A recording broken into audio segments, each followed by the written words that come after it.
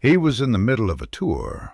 State Department hotels, goodwill concerts, the American flag stitched into every program, when a reporter in North Dakota asked him a question nobody expected him to answer honestly. Louis Armstrong had never been known as a political man. That was by design. His manager, his label, the whole machinery around him had spent 20 years keeping him away from anything that might cost them.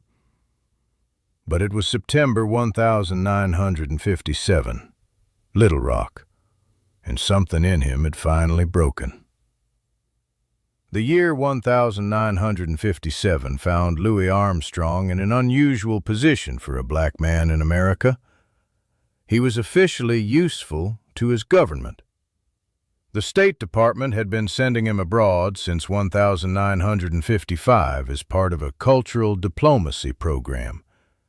They called him a jazz ambassador in the newspapers, though no one had asked Louis if he wanted the title. He traveled to Africa, to Europe, to the Middle East. He shook hands with foreign dignitaries. He played trumpet. He smiled for photographs next to officials who would not have permitted him through the front entrance of their hotels back home. He was scheduled for a Soviet tour in the fall of 1957. The Cold War was at full pressure. The government believed that Louis Armstrong, performing for Soviet audiences, would say something about American freedom that politicians couldn't say themselves. There is a particular irony in that sentence. It seems to have been lost on everyone who arranged it. Then, in early September 1957, Governor Orville Faubus of Arkansas called up the National Guard to block 9 black students from entering Little Rock Central High School. The law said they had every right to be there. The Supreme Court had said so 3 years earlier in Brown v. Board of Education. Governor Faubus said the law could wait. President Dwight D. Eisenhower said very little. He was at a golf resort in Newport, Rhode Island, the same state where Louis Armstrong had played that famous festival just 1 year before, a coincidence that no one seemed to register at the time. Eisenhower expressed concern. He urged calm. He did not send federal troops. He did not use the word wrong.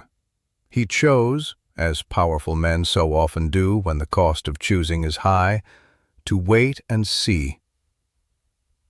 The 9 students, Elizabeth Eckford, Ernest Green, Jefferson Thomas, Terrence Roberts, Carlotta Walls, Minnie Jean Brown, Gloria Ray, Thelma Mothershed, and Melba Patillo, all of them teenagers, went to school every morning and faced a crowd screaming hatred at them and a governor who had decided they did not matter enough to protect. Louis Armstrong was in Grand Forks, North Dakota, preparing for a performance. A young reporter named Larry Lubenow from the Grand Forks Herald managed to get access to him. Lubenow was 21 years old. He asked Armstrong about Little Rock. Everyone who was present said later that Armstrong's first response was a joke, the familiar deflection he had used for decades whenever anyone tried to pull him toward anything that might generate a headline. But Lubenow asked again, and something shifted. What came out of Louis Armstrong in that hotel room in Grand Forks was not the polished goodwill ambassador. It was not the entertainer who had spent 30 years making himself safe for white audiences. It was a man from the battlefield neighborhood of New Orleans who had grown up under Jim Crow laws, who had been refused service at restaurants and hotels across his own country for his entire adult life, who had watched the government hand him a diplomatic passport and send him abroad as proof of American freedom, while doing nothing for the 9 teenagers trying to walk through a schoolhouse door in Arkansas. He said the government could go to hell. He said Eisenhower had no guts. He used language about Governor Faubus that the newspapers of 1957 would not print. He said that the way his people were being treated made it impossible for him to represent America abroad with a clean conscience. He said he would not go to the Soviet Union. Lubenow, to his credit, wrote every word down. When he showed Armstrong his notes before publishing, expecting him to soften something, Armstrong read them carefully. Then he said, "Print it exactly as I said it." Lubenow printed it. The reaction was immediate. Newspapers across the country ran the story. Some praised Armstrong without reservation. Others called him reckless, ungrateful, a fool who was throwing away a career built on goodwill and was now torching it over a political moment. One syndicated columnist wrote that Armstrong had bitten the hand of the nation that made him famous. The State Department was furious. The Soviet tour was canceled. Officials who had been using Armstrong's image for 2 years suddenly had to explain why their jazz ambassador had called the president a coward.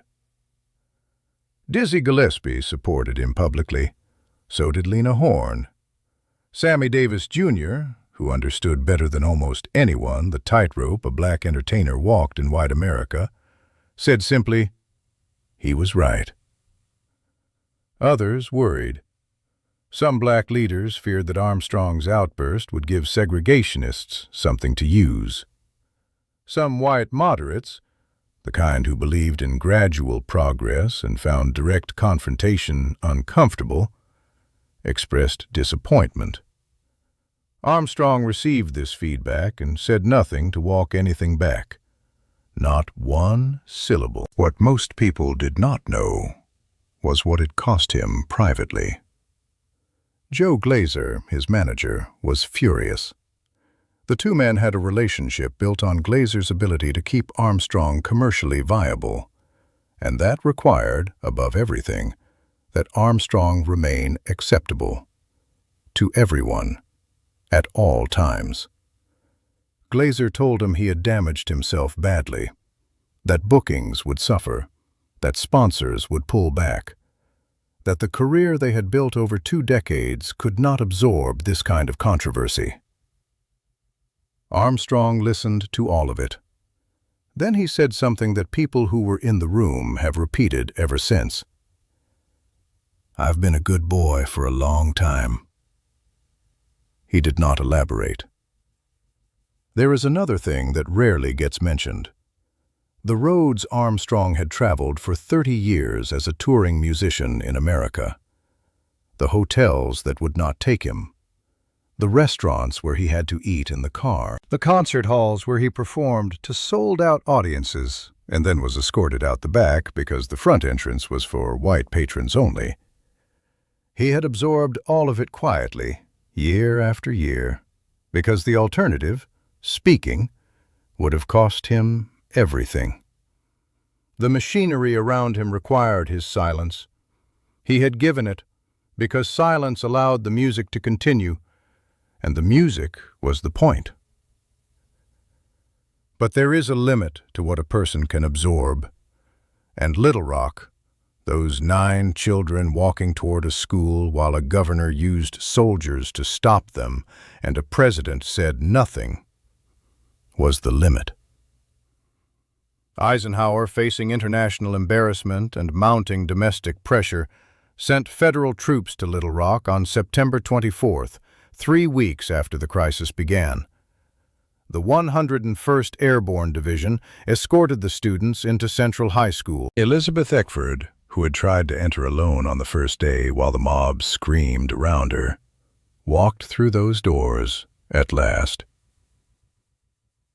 Armstrong heard the news and made no public statement. Those close to him said he was quiet for several days. His valet, Doc Pugh, who had traveled with him for years, said that one evening Armstrong sat alone in his hotel room and played his trumpet for about an hour. Not for a recording, not for any audience, just played. Doc Pugh said it was some of the most beautiful playing he had ever heard Louis Armstrong produce. The career damage Glazer had predicted was real, but not permanent. Some venues were cooler toward Armstrong for a time. The State Department eventually came back to him. They needed him too much. By 1960, he was on goodwill tours again. The machinery resumed. But something had changed. Not in how people heard the music, in how they understood what they were hearing. A man who had seemed to some like a purely joyful entertainer, all smiles and high notes and infectious warmth, had revealed something beneath that smile that made his whole career look different in retrospect. The joy was real. It had always been real. But it had existed alongside a knowledge of exactly what the world was and what it demanded of him, and a decision, every night on every stage, to give the music anyway. Not despite what he knew, because of what he knew. Miles Davis, who had criticized Armstrong publicly for years, said something about the Eisenhower statement that few people expected from him. He said, "Louis always knew what was happening. He just didn't always choose to say it out loud. When he chose, it meant something." Louis Armstrong died on July 6, 1971. In the obituaries, the Eisenhower statement was mentioned, sometimes as a footnote, sometimes as a surprise. Some writers seemed genuinely startled that it had happened, startled that he had been capable of it. Louis Armstrong was not startled by anything about himself. He had always known exactly who he was. He had simply been waiting for a very long time for someone to ask him the right question.